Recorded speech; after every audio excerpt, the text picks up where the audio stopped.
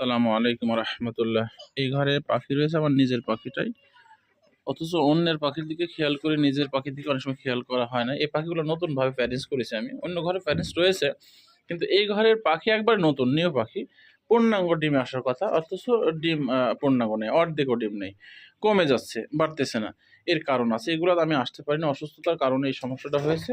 কারণটা হচ্ছে, একটা কথা বলে দেখেন, এই ঘরে যে পাখিটা রয়েছে, এই ঘরের সিমটমটা দেখেন, এখানে একটা জানালা রয়েছে, এখানে একটা জানালা রয়েছে, আর এখানে একটা দরজা সরাসরি, এখানে গ্যাস রয়েছে, পর্যাপ্ত গ্যাস।